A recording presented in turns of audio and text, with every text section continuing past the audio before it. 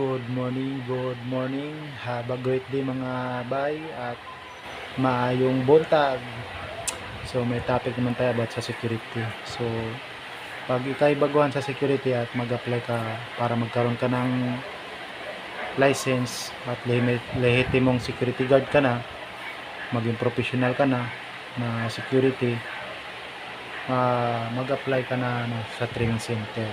Punta ka doon, magpasa ka lang ng pasa ka lang ng National Police Clearance, NPC or 2x2 pictures, tapos birth certificate, tapos dala ka rin ng pera.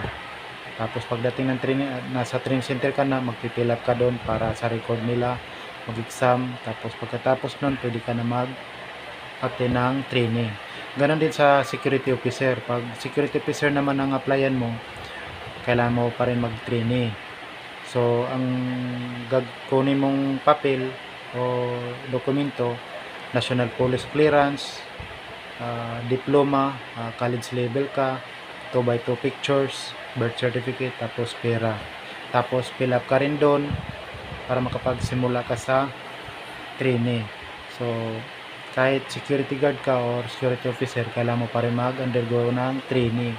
So kailangan nyo talaga mag-training, huwag kayo magpalakad, kasi pag nagpalakad kayo, lalo na baguhan kayo rin ang kawawa. So malaking bagay 'yun sa inyo para pag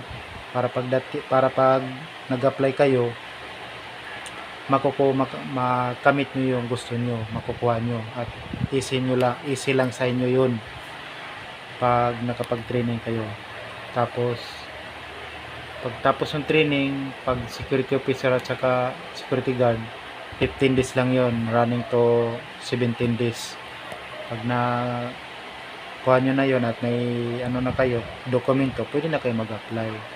Marami kayong matutunan about sa security, kasi pag nag-apply kayo direct na wala kayong training, kawawa kayo, mahirapan kayo. Kasi ang nagpa-training din naman ng mga training center is mga retired police, minsan active na police, or yung mga nasa agency na hinahired ng training center na sila yung mag-train sa inyo, mag-trainer. So marami kayong matutunan, at para pag nag-apply kayo, magamit nyo yun about security. Kasi pag hindi kayo nag-training, kawawa kayo pag nag-apply. Kasi may iba dyan na nagpalakad ng license, tapos diretso apply. Tapos nung nag-apply na, tinanong kung ano yung niya sa security, so di niya alam, kahit security officer.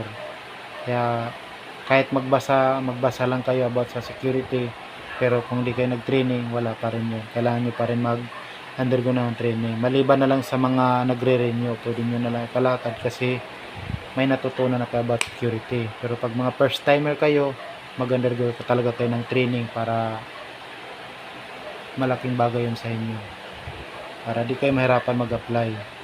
Para sa sunod, easy na lang sa inyo yun.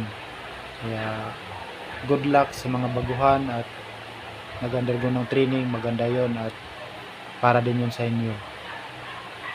Yun lang. Maraming salamat. Good morning.